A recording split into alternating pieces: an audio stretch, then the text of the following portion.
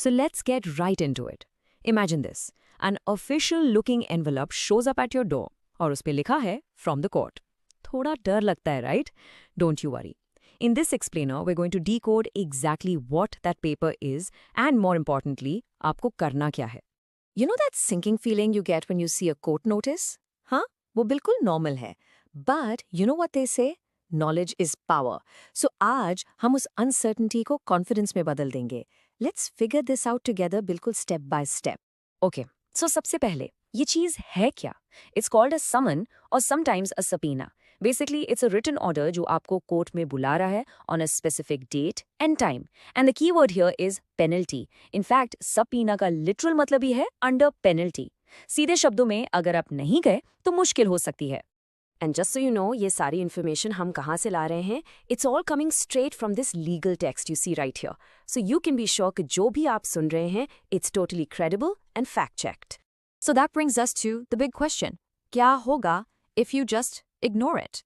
Well, let me tell you, that's not a good idea. इसको seriously लेना बहुत ज़रूरी है. Let's find out why. And here's the bottom line.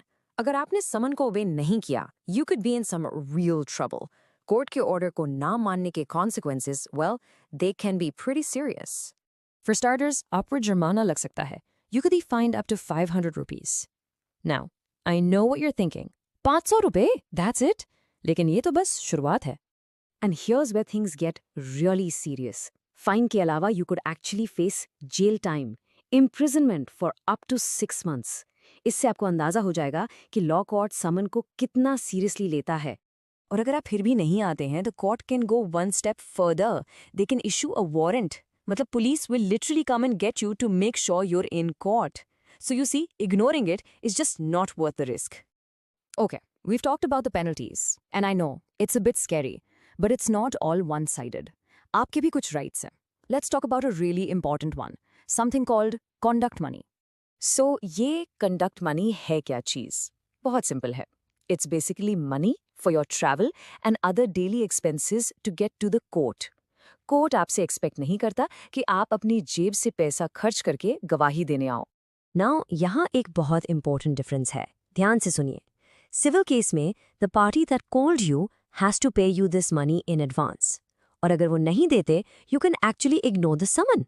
लेकिन criminal case में system अलग है. You don't get paid up front. आप गवाही देने के बाद कोर्ट से रिक्वेस्ट कर सकते हो, but you can't insist. And hey, there's a special point here for all the doctors out there. अगर आप एक independent डॉक्टर हैं, तो आपको हमेशा एक allowance यानी भत्ता मिलेगा.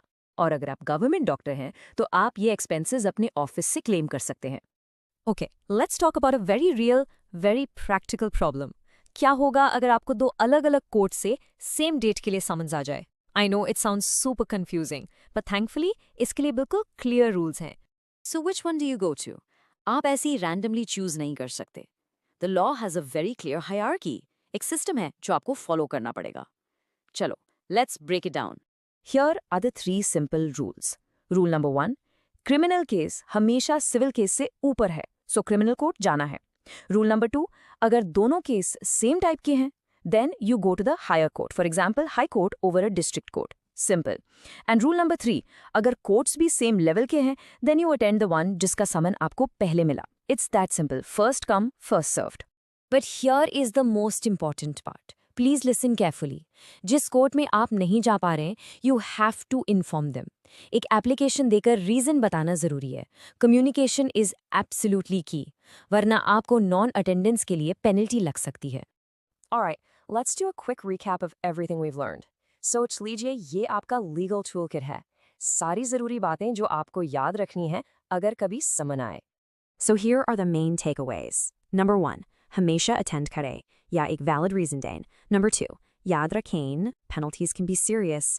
Fine or jail दोनों हो सकते हैं. Number 3, अपनी conduct money की right को जानिए. Number 4, अगर dates clash करें, preference की rules follow करें. And सबसे important, always communicate with the court. And that's it. Simple rules to decode a legal summon. अब hopefully a court notice उतना intimidating नहीं लगेगा. The real question is, now that you know all the rules, क्या आप तैयार हैं?